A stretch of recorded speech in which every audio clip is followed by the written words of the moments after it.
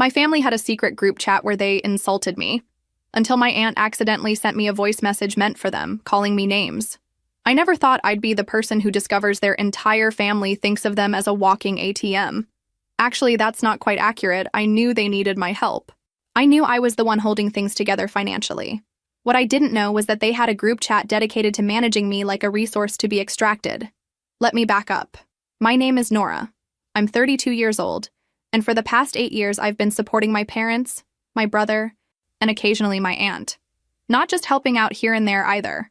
I'm talking full financial support, rent, car payments, medical emergencies, school fees, the works.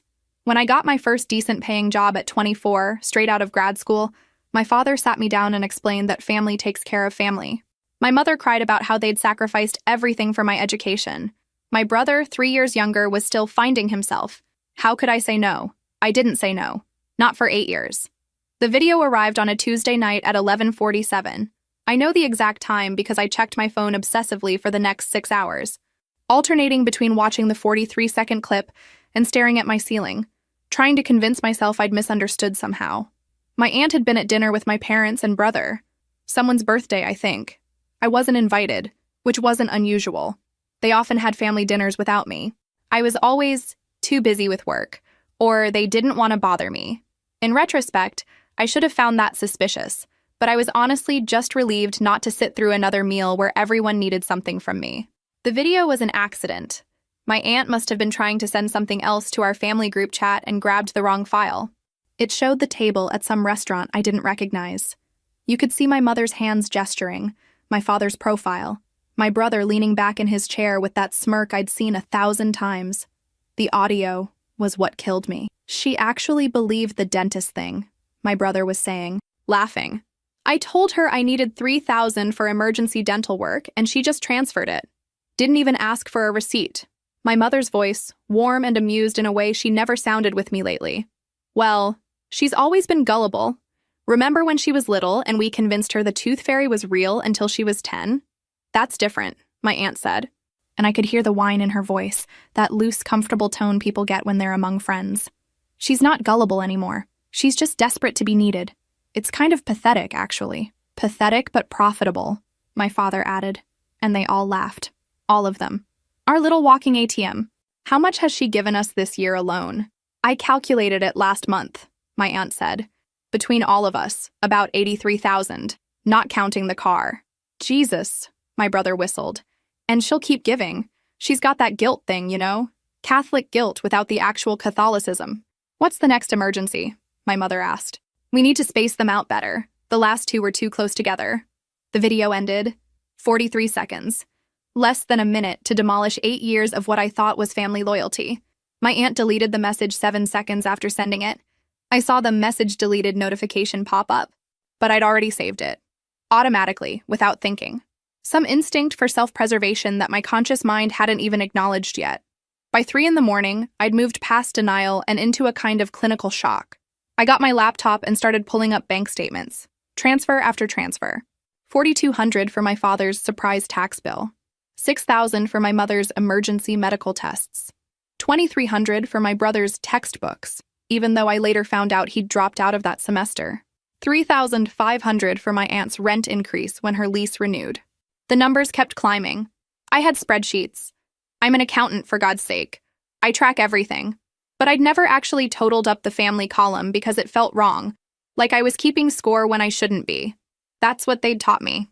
Family doesn't keep score. But they did. They absolutely did. My aunt had calculated $83,000, and that was just this year. I started going back further, year by year. The total came to $318,000 over 8 years. $318,000 to people who called me a walking ATM when they thought I couldn't hear them. I didn't sleep. When the sun came up, I was still sitting at my kitchen table, laptop open, bank statements spread everywhere. I had a rent payment scheduled to auto-transfer to my parents in 3 days. $3,200, like every month for the past 8 years. I'd set it up as automatic because my father had complained about having to ask every month, said it made him feel like a burden. I'd wanted him to feel secure. I'd wanted them all to feel secure. My finger hovered over the cancel button for probably 20 minutes. I kept thinking about my mother's voice. Pathetic, but profitable. I kept thinking about my brother's laugh. I kept thinking about 8 years of being needed, of being essential, of being the one who held everything together. I canceled the payment. Then I typed out a message to the family group chat.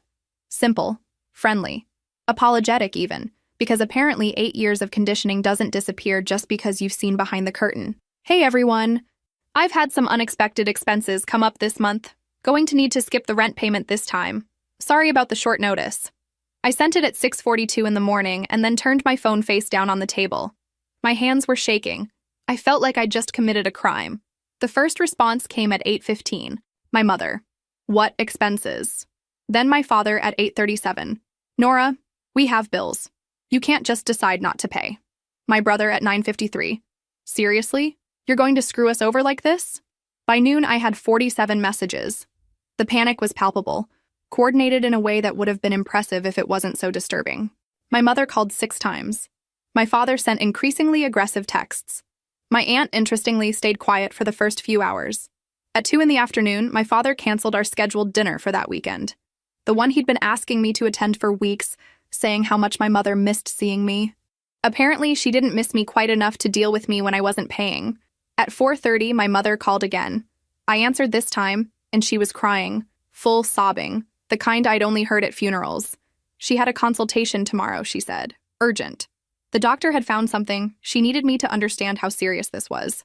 She couldn't deal with stress right now. She couldn't deal with worrying about rent on top of everything else.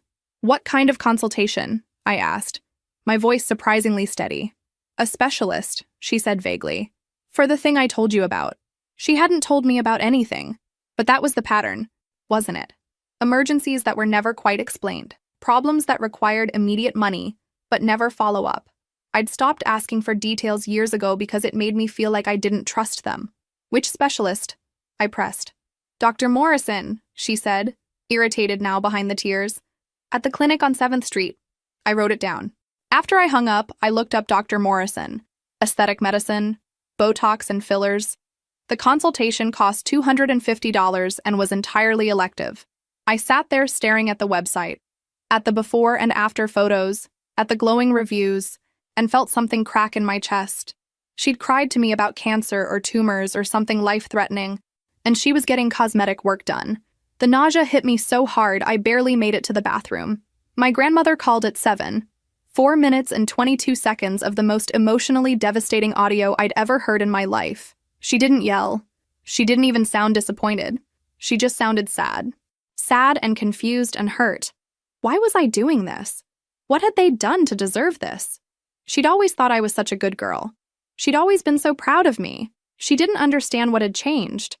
Didn't I know how hard things were for everyone right now? Didn't I care that my father had worked himself to the bone his whole life? That my mother had sacrificed her career for us kids? That my brother was still trying to find his path? They need you, sweetheart, she said, and her voice cracked. Family needs you. That's what love is. I cried after that call. Ugly crying. The kind where you can't catch your breath. Maybe I was wrong. Maybe I'd misunderstood the video. Maybe they were drunk and joking in poor taste.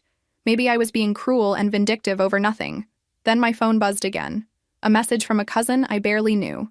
We'd met maybe 3 times in my life, always at big family gatherings. Hey, Nora. Weird question. Did you guarantee a loan for my brother? Someone from a lending company called saying you're listed as guarantor and they need to confirm your contact info. Thought you should know in case it's a scam. My stomach dropped through the floor. I called him back immediately. What lending company? What loan? Some small finance place, he said. I thought it was spam, but they had your name and his name and a bunch of details. Said the loan is overdue and they're going to pursue the guarantor. That's you, apparently? I never guaranteed any loan, I said. My voice sounded distant, like it was coming from somewhere else. I've never even spoken to a lending company.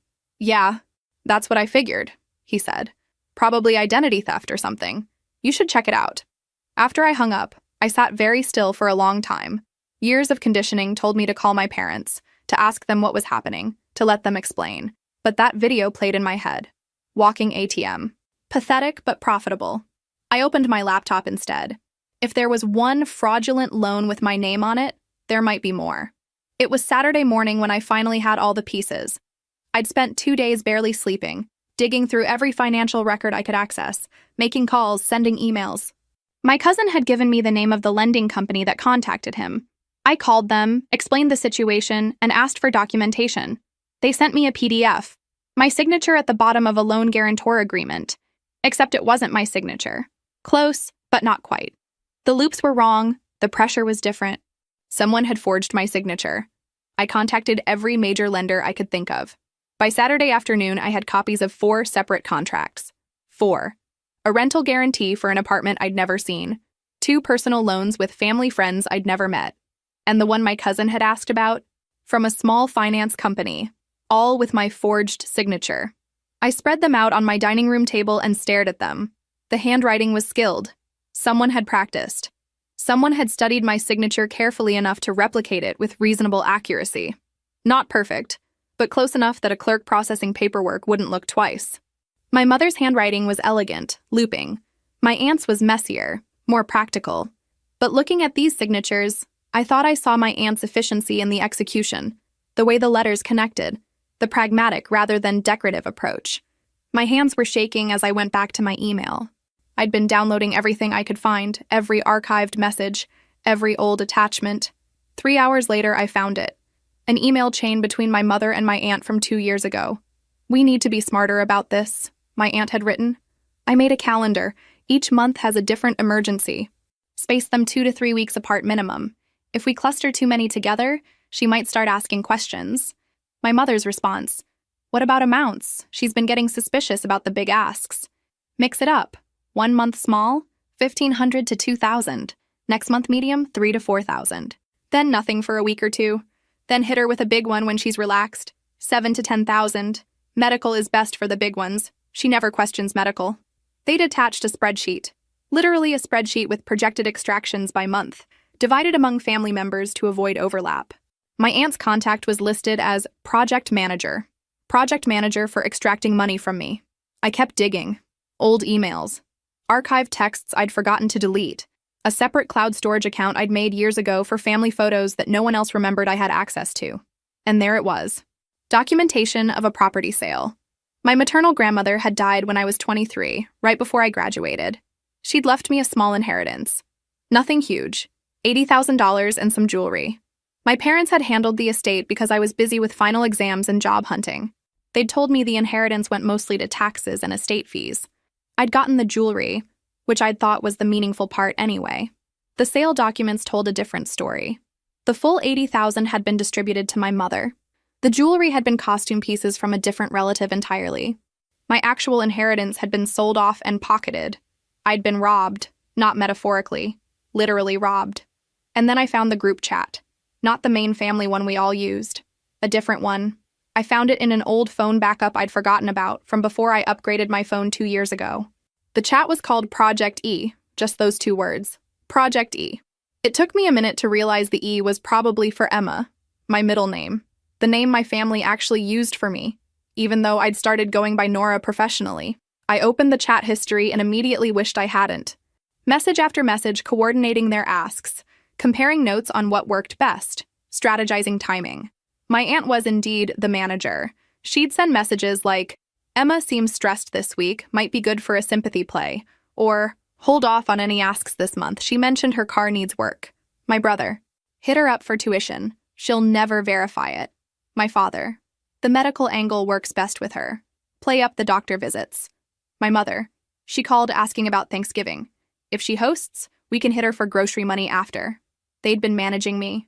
Literally managing me like a resource, like an investment portfolio they were optimizing returns from.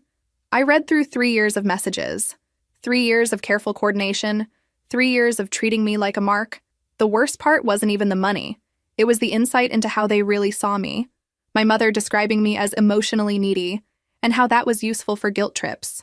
My father joking about how I'd never learned to say no to family, like it was a personality flaw to be exploited. My brother calling me desperate to be important, and strategizing how to use that.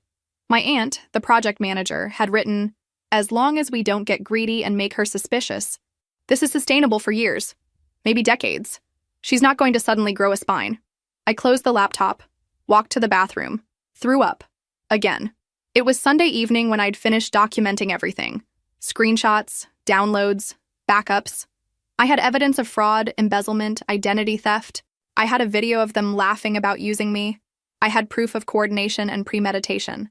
I also had the worst stomachache of my life and couldn't remember the last time I'd eaten. My phone had been buzzing all weekend. I'd ignored it. 53 new messages in the family chat, voicemails, texts to my work number, which I didn't even know they had. The desperation was escalating. The rent was due tomorrow. They needed that money.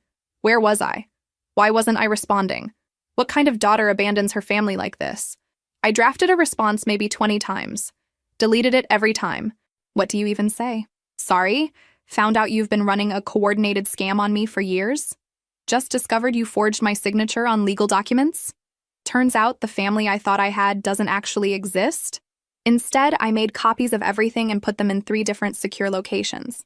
Cloud storage. A safe deposit box I opened Monday morning. A trusted friend's house, because I was starting to worry about what would happen when they figured out I knew. Then I sent one message to the family group chat. We need to talk. All of you. My place. Tomorrow night at 7. The responses came within seconds. Confusion, anger, demands for explanation, my mother trying the sympathy angle again, my father going straight to aggression, my brother attempting humor, my aunt, notably, staying silent. Tomorrow night, I repeated. 7 o'clock, non-negotiable. I didn't sleep Monday night, kept rehearsing what I'd say, kept second-guessing everything. Maybe there was an explanation. Maybe I'd misunderstood. Maybe. But I'd heard them laugh. I'd read their messages. I'd seen the forged signatures. There was no maybe left. Tuesday at 6:45, I set up my tablet on the bookshelf with the video queued up. At 6:53, I heard the knock. My father came in first with that particular expression that meant he was about to lay down the law. My mother followed, eyes red like she'd been crying. Strategic crying, I now knew. My brother slouched in wearing expensive sneakers I'd definitely paid for. My aunt came last, and she was the only one who looked actually worried. What's this about? My father demanded, before he'd even fully entered my apartment. You drag us all here, you stop paying rent, you're not answering messages. What the hell is going on with you? I didn't answer, just pressed play on the tablet. 43 seconds of their own voices, their own words, their own laughter at my expense. The silence after the video ended was profound. My mother's strategic tears dried up instantly. My brother went pale. My father's face turned an alarming shade of red. My aunt closed her eyes. So, I said, my voice surprisingly calm. Walking ATM. That's what you call me when you think I can't hear. My father recovered first. That was his way. Aggression as defense. You recorded us? You've been spying on your own family? Your sister sent it to me by accident, I said. But nice try flipping this around. This is out of context, my mother jumped in. She'd moved to concerned now, abandoning the tears. Honey, we were drinking, we were joking around. You know how people talk when they've had a few glasses of wine? Right, I said. And Project E? That was also just drunk joking around? The temperature in the room dropped about 20 degrees. My aunt's eyes snapped open. I pulled up the screenshots on my tablet, the chat messages, the coordination, the spreadsheet with projected extractions, passed it around like I was presenting in a business meeting. My brother was the first to crack. Nora, look, I know how this seems, but what? I interrupted. But you weren't really coordinating how to manipulate me? But you didn't really call me desperate and pathetic? But this isn't actually a group chat dedicated to managing me like a resource to be mined? You're being dramatic, my father said, but he sounded less sure now. Families help each other. That's what families do. Help? I repeated. Is that what you call forging my signature on loan documents? That's when my mother made her move. She rushed forward, arms out, trying to embrace me. Emma, sweetheart, you're not well. You're seeing things that aren't there. Let me call my therapist. She can recommend someone. You're clearly under so much stress and you're not thinking clearly. I stepped back, hard. Don't touch me. See? She said, turning to the others. She's not herself. This isn't our Emma. Our Emma would never talk to us like this. Your Emma never existed, I said. She was a character you created, a role you needed me to play.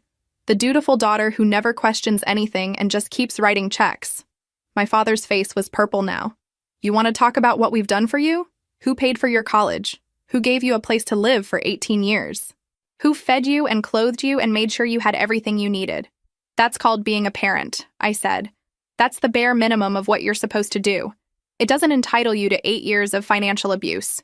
Financial abuse, my brother laughed, but it was forced. Jesus, Nora. You're making this into some kind of crime drama. We asked for help. You gave it. That's not abuse. That's family. You coordinated your asks in a group chat, I said. You tracked how much you could take without making me suspicious. You forged my signature on legal documents. You stole my inheritance. At what point does it become abuse in your definition? My mother tried again. We can explain all of this. Just give us a chance to explain.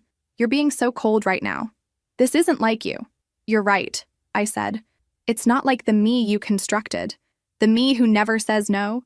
The me who's desperate to be needed. The me with the guilt complex you spent 8 years cultivating.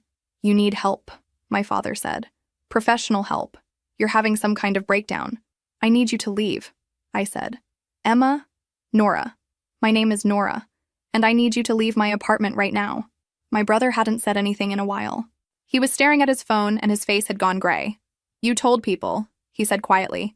You told people about this. I told my lawyer, I said, and I filed a police report about the forged signatures. So yes, I told people. The explosion was immediate. My father started yelling about lawsuits and family betrayal and how I'd regret this. My mother was crying again, but this time they seemed like real tears, panic tears. My brother kept saying, "You called the cops on your own family," over and over like a broken record. My aunt finally spoke. "How much do you want?" Everyone stopped, turned to look at her. "To keep quiet," she clarified. "To make this go away." "How much?" I stared at her. "You think this is about money? You think I want to blackmail you?" "Isn't it always about money?" she said, and she sounded tired. "That's what this whole thing is about. Money." "No," I said. "This is about 8 years of being used. 8 years of being lied to. 8 years of thinking I was part of a family that actually gave a shit about me. We do care about you." My mother tried, but even she couldn't sell it anymore. "Get out," I said. "All of you. Out." My father made one more move toward intimidation, stepping into my space, trying to loom over me the way he had my whole childhood. "You're making a huge mistake. When you calm down and realize what you've done, the damage you've caused, you're going to regret this. I'm going to make sure everyone knows what kind of person you really are. I have friends. I have connections. I will ruin your reputation so thoroughly that—" "There are cameras in this apartment," I said quietly. "Recording everything. And my lawyer is on standby. Keep threatening me and find out how that goes." There weren't actually cameras, but they didn't know that. They left, finally. My brother shot me one last look that was half hatred, half something that might have been shame. My mother tried to grab my hand as she passed. I pulled away. The door closed. The lock clicked. I stood in my living room, shaking so hard I had to sit down before I fell down. My hands were trembling. My chest was tight. I kept expecting to feel victorious, vindicated, strong.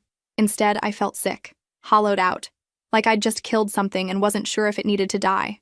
I spent that night on my bathroom floor, alternating between crying and dry heaving, the weight of what I'd done, what they'd done, crushing me in waves. Then I checked my phone. My brother had posted on social media an hour ago. "Sometimes the people you help the most turn out to be the most ungrateful. My sister has decided to abandon our family during the hardest time of our lives.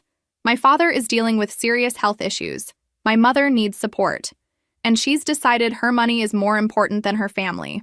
If you know her, maybe remind her what it means to be a decent human being." Comments were already rolling in. Dozens of them. Friends of the family expressing shock and disappointment. People I'd known my whole life calling me selfish and cruel. The post had been shared over 200 times, and my phone started buzzing with messages from people I barely knew, all condemning me based on his version of events. I took screenshots of everything and sent them to my lawyer with a note asking if this crossed into defamation territory. She advised me to document but not engage, and to keep the evidence in case it escalated to the point where legal action became necessary.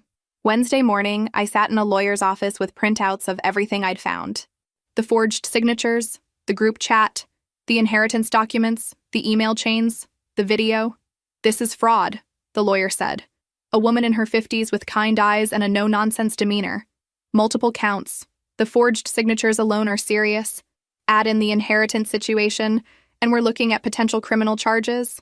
I don't want to send them to jail," I heard myself say. "I just want them to leave me alone." You could press charges, she said, or use the threat of charges as leverage to make them back off permanently. But either way, we need to handle the fraudulent contracts. You're legally liable for those debts unless we prove forgery. How long will that take? Months. Probably. We'll need handwriting analysis, which isn't cheap. We'll have to contact each creditor individually. It's going to be a process. I felt exhausted just thinking about it. But what choice did I have? What about the social media thing? I asked, showing her my brother's post. He's lying about me publicly. That's trickier, she admitted. Legally, it's borderline. He's not stating facts, just giving his version of events. Unless he crosses into actual defamation, there's not much we can do. But you can document everything in case it escalates. I left her office with a contract signed and a retainer paid. My first official act of protecting myself from my own family. The rest of the week was a blur of phone calls and paperwork. I contacted the creditors with the forged signatures. Most of them were skeptical at first. One woman at a finance company actually laughed. Your family forged your signature? That's a new one. It's not funny, I said. And something in my voice must have convinced her because she apologized immediately. I arranged for handwriting analysis. A graphologist who specialized in forgery cases charged me $1,500 to examine the signatures. Her report came back in a few weeks. In my professional opinion, these signatures were not executed by the same hand as the reference samples provided. They appear to be skilled forgeries, likely by someone familiar with the authentic signature. Armed with the report, I managed to get 2 of the 4 contracts nullified. The creditors agreed to pursue the actual borrowers instead. The other 2 were going to take longer because the companies were smaller and less cooperative. Regarding my grandmother's inheritance, my lawyer included the documentation of the property sale in our file. We can pursue this, she said, but it would mean a lengthy civil suit and proving intent to defraud. It happened 8 years ago. The statute of limitations varies, and it might cost more in legal fees than you'd recover. I want you to know your options, but I'd understand if you want to let this one go. I thought about it for days. Eventually, I decided to document it, keep it in my records, but not actively pursue it. The $80,000 was already gone, spent long ago. Chasing it would mean years more of being tied to them, and I needed to move forward. I opened accounts at a completely new bank, transferred everything, changed all my passwords, set up security alerts for any credit checks or applications in my name. Then I went to the police station and filed a formal report. The officer who took my statement looked uncomfortable the entire time. Family crime is messy. Nobody likes it. You understand that if we investigate this, your family members could face charges? She said. I understand. And you're certain you want to pursue this? Was I? I sat there in that sterile police station, fluorescent lights humming overhead, and thought about 8 years of being used. About being called a walking ATM, about my forged signature, about my stolen inheritance. Yes, I said. I'm certain. The officer took my information and the evidence I'd brought. She said someone from the fraud division would contact me. I shouldn't expect quick results. These cases take time. I left the station and sat in my car for 20 minutes, crying so hard I couldn't see to drive. Not because I regretted filing the report, because I'd just turned my own family into criminals in the eyes of the law, because there was no going back from this, because I'd spent my entire life believing that family was sacred, and now I was learning that some families are just crimes waiting to be discovered. That night, I got a notification from my old bank. Someone had attempted to apply for a loan in my name. The fraud alert I'd set up caught it, and the bank called to verify. No, I told them. I didn't apply for any loan. That's fraud. Do you know who might have attempted this? The bank representative asked. I knew. Of course I knew. My father had my social security number, my date of birth, all my information. He'd probably been using it for years and I'd never thought to check. My father, I said. The words tasted like ash. It was probably my father. There was a pause on the line. I'm sorry, she said. And she sounded like she meant it. We'll flag your account and file a report. You might want to freeze your credit. I froze my credit. All 3 bureaus. It was surprisingly easy. 15 minutes online and suddenly no one could open anything in my name without my explicit approval. It should have felt empowering. Instead, it felt like building a fortress against people who were supposed to love me. 3 weeks went by. 3 weeks of silence from my family except for the online campaign. The guilt was relentless. I slept poorly, questioned every decision, and kept my phone nearby obsessively even though I'd blocked their numbers. Then came the news through mutual acquaintances. My father had lost his car to repossession. My mother had gotten a retail job. My brother faced eviction. Each update hit like a punch, making me wonder if I'd gone too far. But each time the guilt threatened to break me, I'd remember that video, that group chat, those forged signatures. Saturday night, I woke up at 2 in the morning in a cold sweat, my hand already reaching for my phone. I'd been dreaming about transferring money, about fixing everything, about being needed again. That's when I realized how deep the conditioning went. They'd trained me so thoroughly that even knowing the truth, even having proof of their manipulation, my instinct was still to help them, to save them, to be their ATM. I got out of bed and made coffee, sat at my kitchen table, pulled up my bank app. The account was healthy. For the first time in 8 years, my savings was actually growing instead of being drained month after month.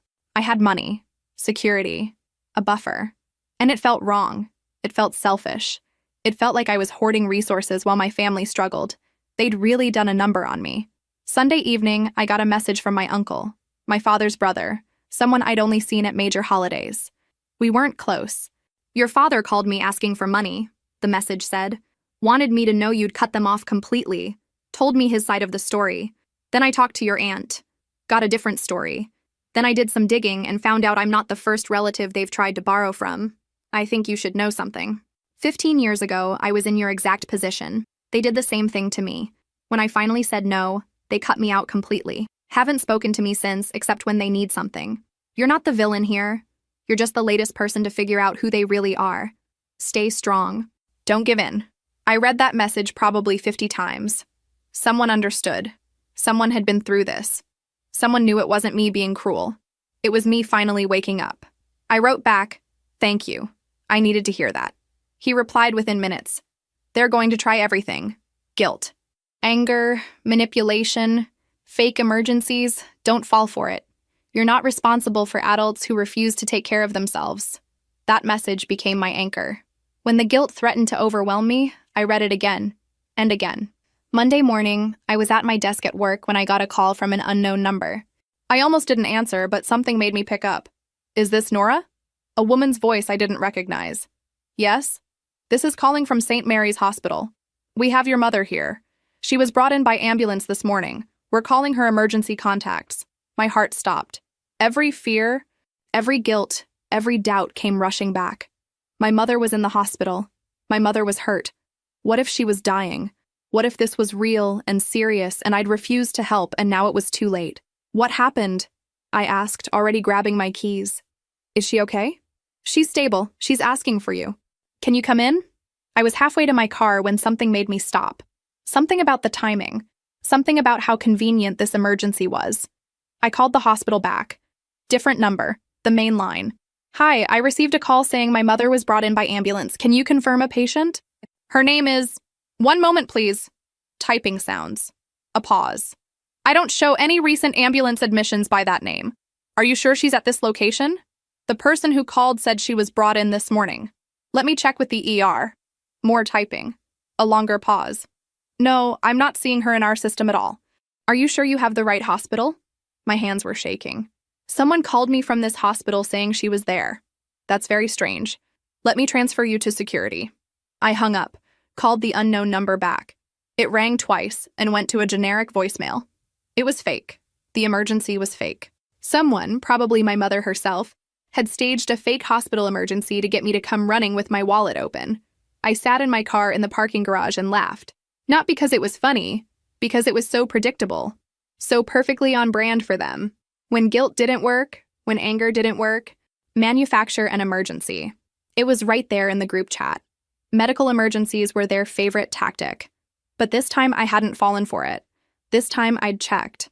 I went back to my office, blocked the unknown number, sent a message to my lawyer documenting the fake emergency call.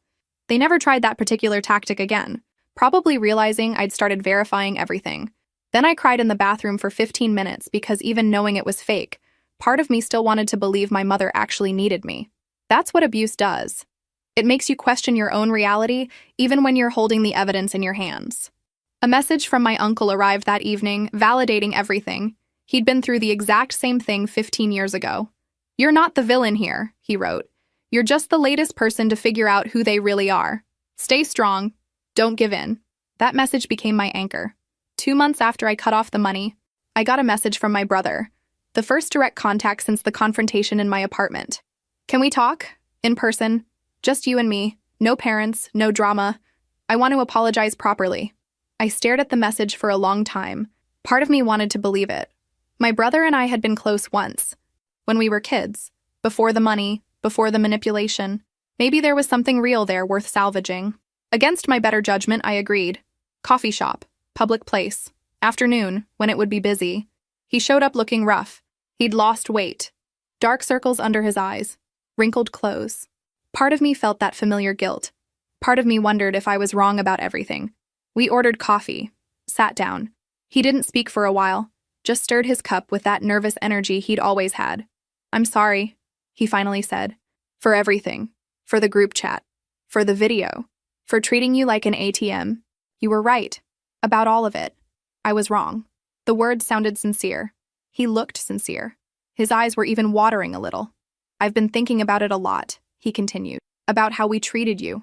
How I treated you. It was messed up. You deserved better. You were just trying to help, and we took advantage of that. I get it now. I really do." He was saying all the right things. Everything I'd wanted to hear. Every apology I'd imagined during those sleepless nights. "I don't expect you to forgive me right away," he said. "I know it's going to take time, but I wanted you to know that I understand. I see it now. And I'm going to do better. I'm going to make things right." I felt myself softening. Maybe he really did understand. Maybe he'd actually learned. Maybe... His phone shifted in his shirt pocket. Just slightly. The movement caught my eye. The angle was wrong. The camera lens was facing out, pointing toward me. "Your phone is recording," I said flatly. He went pale. "What? No, it's..." I reached across the table and pulled his phone from his pocket before he could stop me. The screen was on. Recording app open. Timer running. 37 minutes of footage. He'd been recording our entire conversation. "You were going to edit this," I said. "Not a question. Take things I said out of context, make me look bad. Use it against me." "Nora, no, I wanted to remember what we talked about. I wasn't going to..." "You weren't going to what? Post it online? Send it to relatives? Use it to prove I'm the bad guy?" He reached for the phone. I held it away. "It's not like that. I swear. I just wanted..." "Get out," I said. "Nora, please. Get out of here before I call the police. You tried to secretly record me without my consent. My lawyer mentioned this kind of thing could get you in serious trouble." He left. Practically ran out of the coffee shop. Left his coffee behind. Left me sitting there with his phone in my hand and his fake apology still hanging in the air. I deleted the recording. Factory reset his phone because I'm petty like that. Left it with the barista for him to retrieve. Then I sat in that coffee shop for another hour, drinking cold coffee, feeling absolutely nothing. Not anger, not betrayal, not even disappointment. Just tired. So incredibly tired. They weren't going to stop. That was the lesson. There was no rock bottom with them. No moment of genuine reflection. No real apology. Just more manipulation. More schemes. More attempts to extract something from me. I'd wanted to believe my brother was different. That maybe he'd been swept up in it but wasn't truly like them. But he was. They all were. This was who they were. 2 weeks later, my mother's next move arrived via the priest from the church I'd grown up attending. I hadn't been to services in years, but he had my number from when I'd been active in the youth group as a teenager. "Nora, this is Father Michael. Your mother came to see me. She's very worried about you. She wanted me to reach out, see if you might be willing to talk." "What did she tell you?" I asked. "That there's been a family disagreement. That you've cut off contact. She's concerned about your well-being. She mentioned you might be dealing with some mental health challenges." Of course she did. When all else fails, question the sanity of the person calling you out. "Father Michael, did she mention why I cut off contact?" "She said there was a misunderstanding about money. That sometimes happens in families. But she's your mother. She loves you. Surely this can be worked out. Did she tell you she and my family stole from me? Forged my signature on legal documents? Coordinated their manipulation of me in a group chat?" Silence on the line. "Those are serious accusations. They're documented facts. I have evidence. I've filed police reports. I'm not having a mental health crisis. I'm protecting myself from people who've been using me for years. See, that's not what she told me. I'm sure it isn't. But that's the truth. And I'd appreciate it if you didn't pass along any messages from her. I've made my boundaries clear. Of course, I'm sorry you're going through this." After that call, I found out my mother had also contacted my former therapist, trying to get information about my mental state. The therapist couldn't share anything due to confidentiality, but she called to let me know about the attempt and to check if I was okay. She's trying to build a narrative that I'm unstable, I told her, so she can discredit anything I say about what they did. That's a common tactic in family abuse situations, the therapist said gently. You're not crazy. You're responding normally to abnormal circumstances. I needed to hear that more than I wanted to admit. The next attempt came through legal channels. My father sent a formal letter from a lawyer demanding familial support payments based on an alleged verbal agreement that I would provide for the family indefinitely. My lawyer's response was swift and brutal. She sent back documentation of the fraud, the forged signatures, the stolen inheritance, included a note that any further legal harassment would result in countersuits and criminal complaints. We didn't hear from his lawyer again. Then came the holiday season. I'd been dreading it. My first Thanksgiving alone. My first Christmas without family. The guilt was overwhelming. Every commercial showing happy families, every social media post about gratitude and togetherness felt like an accusation. Thanksgiving morning, I woke up to a message from my father. We're having dinner at 2. Your mother made your favorite pie. Your seat is waiting if you change your mind. Like nothing had happened. Like we were a normal family having a normal disagreement. Like I could just show up and everything would be fine. I blocked the number, stayed home, ordered Chinese food, watched movies, tried not to think about years of family Thanksgivings, of my mother's cooking, of the traditions I'd grown up with. Tried not to think about how I was choosing to be alone. Christmas Eve, the message came from a number I didn't recognize. When you're old and alone someday, you'll understand what you've done. You'll remember this time and realize you destroyed your family over money. You threw away the people who loved you most. I hope it was worth it. I knew that writing style. My mother. I didn't respond. Just added the number to my block list, which was now up to 14 numbers. 14 different phone numbers they'd tried contacting me from. Christmas Day, I volunteered at a soup kitchen, served meals to people who had nothing, helped clean up, talked to people who'd been abandoned by their families for reasons they couldn't control. Addiction, mental illness, being gay, being different. I'd archived every post, every comment, every threatening message. My lawyer had them all documented. If they crossed the line into actual defamation with provable false statements, she'd said, we have everything we need. So far, they'd stayed just vague enough to avoid legal action. I had my safety net ready if needed. One woman, probably in her 60s, shared her story. Her family had cut her off 20 years ago when she divorced her abusive husband. They'd sided with him because he had money and status. She'd been alone every holiday since. Do you regret it? I asked. Standing up for yourself? She smiled. Not for a second. I'd rather be alone and safe than surrounded by people who hurt me. I went home that night and didn't cry. For the first time in months, I didn't cry. January brought a new year and a sense of strange calm. No contact from family, no new attempts at manipulation, just silence. I started therapy. Not because I thought I was crazy, but because I needed help processing everything, needed to understand how I'd let myself be used for so long, needed to learn how to set boundaries without drowning in guilt. You weren't used, my therapist said during our 3rd session. You were groomed. From childhood, they trained you to prioritize their needs over your own, to feel guilty for having boundaries, to believe that your worth came from what you could provide them. That's not a character flaw. That's conditioning. It helped, hearing that, understanding that I wasn't stupid or weak. I was the product of a lifetime of careful manipulation. February, I used some of the money I'd been saving to renovate my apartment. New paint, new furniture, plants. I made it mine in a way it had never been when I was constantly worried about having enough to send home. March, I signed up for a ceramics class I'd wanted to take for years but never had time for. Made some truly terrible bowls. Laughed more than I had in months. April, I adopted a cat from the shelter. A scrawny orange tabby with one torn ear and the loudest purr I'd ever heard. Named him Mango. He slept on my chest every night and headbutted me awake every morning and demanded attention at the most inconvenient times. Having something depend on me that wasn't taking advantage felt revolutionary. In May, my uncle invited me to his daughter's graduation party. The same uncle who'd reached out months ago, who'd been through what I was going through. I almost didn't go. Social anxiety, fear of questions, fear of running into other family members. But I went. Met cousins I'd never known existed.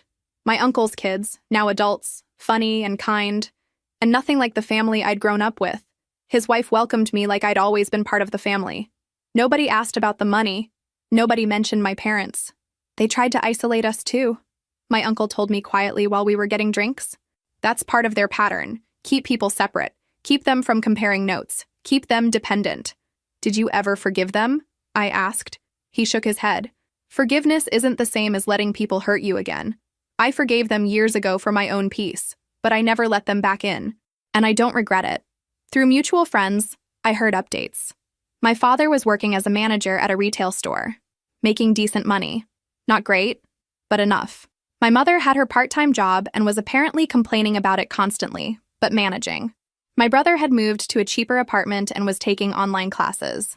My aunt, the project manager of the whole scheme, had apparently moved to another state shortly after our confrontation. Nobody seemed to know exactly where, and I didn't care to find out. She was the only one who never attempted contact again, probably because she knew she was the most guilty. As for my grandmother, I never spoke to her again. She called once more about a month after everything exploded, but I couldn't bring myself to answer. I don't know if my mother ever told her the truth about the fraud, the forged signatures, the group chat. Probably not.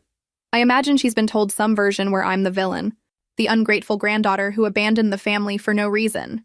That hurts more than I expected, but I couldn't figure out how to explain it all to her. Some bridges you have to let burn. They were surviving. They'd always been capable of surviving. They just hadn't wanted to. It was easier to drain me dry. I felt something when I heard these updates, but it wasn't guilt anymore. It was closer to relief, proof that I hadn't destroyed them, proof that they could take care of themselves when they had to, proof that I wasn't responsible for their choices. June, I got a promotion at work. My boss called me into her office, and I felt that familiar panic. Had someone from my family called my workplace? Had they caused problems? Your performance has been exceptional this year, she said instead. You've taken on extra projects, mentored junior staff, and I want to recognize that. We're promoting you to senior analyst with a salary increase of 12%, I cried in her office. Embarrassing, unprofessional tears that I couldn't explain were tears of relief. Relief that my job was safe. Relief that someone saw my value as something other than money I could provide. Relief that I was building something that was mine and mine alone. One evening in July, I was at my neighbor's apartment helping her figure out her new computer. She was 73, lived alone, had trouble with her arthritis. I'd been stopping by every few days for a couple of months, helping with groceries and technology and whatever else she needed. You're such a good girl, she said, patting my hand. Your family must be so proud of you. I don't talk to my family, I said, surprising myself with the honesty. Oh? That's a shame. Family disagreement? Something like that. She was quiet for a moment, then said something that hit me harder than expected. Well, you've been more family to me these past few months than my own son's been in years. Family isn't always blood, dear. Sometimes it's just the people who show up. When I got home that night, I realized something. I'd been helping her because I wanted to, because she needed it and I could, because it felt good to be helpful in a way that wasn't twisted or manipulative. Nobody was coordinating. Nobody was tracking. Nobody was calling me a walking ATM behind my back. This was what healthy helping looked like.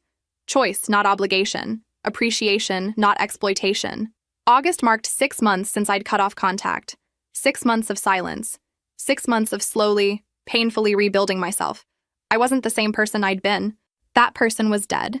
Killed by a 43-second video and a group chat called Project E.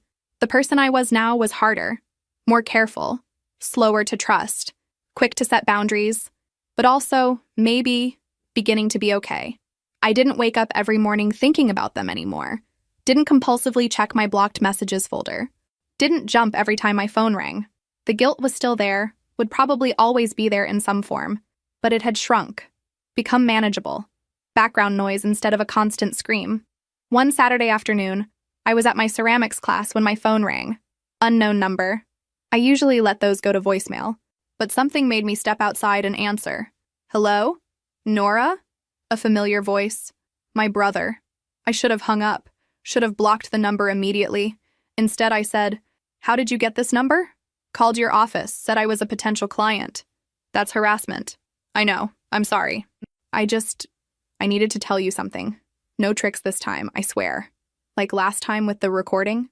I deserved that. I deserved all of it. But please, just listen for 1 minute." Against my better judgment, I waited. "I got a job," he said. "Real job. Benefits and everything. Started 2 months ago. And I've been paying my own rent. No help from anyone. I'm actually doing it. I wanted you to know that. I wanted you to know that you were right. About everything. We could have taken care of ourselves. We just didn't want to. And that was wrong. What we did to you was wrong. I didn't say anything. Couldn't say anything around the lump in my throat. I'm not asking for forgiveness, he continued. I'm not asking for anything. I just wanted you to know that I get it now. I understand what you were trying to show us. And I'm sorry. I'm really, really sorry. He hung up before I could respond. I stood there in the parking lot of the community center, holding my phone, not sure what to feel. Relief, vindication, sadness, maybe all of it, maybe none of it. The thing about closure is that it rarely comes in the form you expect. Sometimes it's not a dramatic confrontation or a heartfelt apology. Sometimes it's just a brief phone call in a parking lot that changes nothing and everything at the same time. I went back to my class, finished the mug I was working on. It was lopsided and the glaze was uneven and the handle was too small. I loved it anyway. That night, I sat on my couch with Mango purring in my lap and thought about the past 6 months. About everything I'd lost and everything I'd gained. About the family I'd imagined versus the family that actually existed. About the person I'd been who let herself be used and the person I was becoming who wouldn't. I thought about my uncle's words. About how forgiveness doesn't mean letting people hurt you again. About how family isn't always blood. About how sometimes the people who show up are the ones who matter. I thought about my neighbor who called me family. About my coworkers who'd noticed when I was struggling and offered support without asking for details. About my therapist who helped me understand that I wasn't broken, just breaking free. About the uncle I barely knew who'd validated everything I'd been feeling. I thought about the money I'd saved over 6 months. About how my account grew instead of being drained. About how I could finally afford things for myself without calculating how much my family would need. I thought about my brother's phone call. About whether it changed anything. About whether I believed him. I decided it didn't matter. Maybe he was being genuine. Maybe it was another manipulation. Either way, I wasn't going back. Wasn't reopening that door. Wasn't giving them another chance to call me a walking ATM. Some doors, once closed, should stay closed. I pulled out my phone and sent a message to my lawyer just to check in. Asked about the status of the remaining fraudulent contracts. She responded quickly. All 4 had been resolved. My name was officially clear. All the forged signatures had been disputed and removed from my record. As for the police investigation, she told me the detective had contacted her weeks ago. They'd interviewed my father, but the district attorney decided not to pursue criminal charges. Apparently, family fraud cases rarely go forward without the victim actively pushing for prosecution, and I'd made it clear I just wanted to be left alone. The case remained technically open, but inactive. I was fine with that. I didn't need them in jail. I just needed them out of my life. It was over. Officially, legally over. I sent a message to my uncle thanking him for the graduation party invitation and asking if maybe we could grab coffee soon. He responded with enthusiasm and 3 available dates. I sent a message to my therapist asking about scheduling an extra session because I had some things to process about my brother's call. I sent a message to my neighbor asking if she needed help with anything this week. Then I put my phone down and just existed for a while. In my apartment that I'd renovated with my money, with my cat who depended on me in healthy ways, with my life that was finally actually mine. Was I happy? Not entirely. There was still grief for what could have been, still anger at what they'd done, still moments of crushing loneliness when I thought about holidays and family gatherings I'd never attend again. But underneath all that, growing stronger every day was something I hadn't felt in 8 years. Relief. And maybe, slowly, carefully, beginning to feel like peace. I wasn't a walking ATM anymore. I wasn't Project E. I wasn't their emergency fund or their safety net or their perpetual obligation. I was just Nora. And for the first time in my adult life, that felt like enough.